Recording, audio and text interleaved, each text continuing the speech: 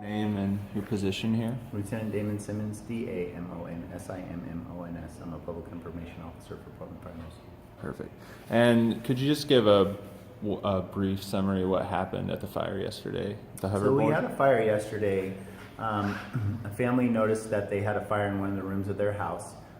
They evacuated, but in the process of evacuating, one of the family members was upstairs, and the room that the fire was in was at the bottom of those stairs. So he felt that it would be safer if he went out the window. So fortunately, they had a fire escape plan and they had a fire escape ladder. He put that ladder in the window and climbed down, and everyone met outside, and they were all safe. The father of the family was able to put out the fire, and actually they found that a hoverboard had caught fire.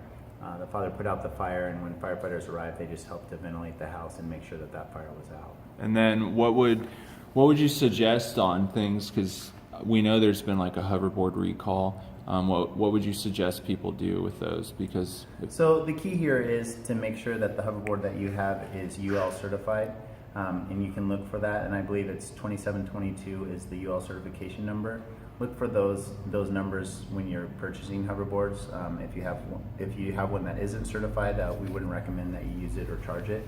But if it is certified, use it, charge it using the proper devices, and do it by the instructions. Okay, perfect. And then do we know for sure it was the hoverboard like catching fire or exploding, or? Don't know for sure that it was an issue with the battery.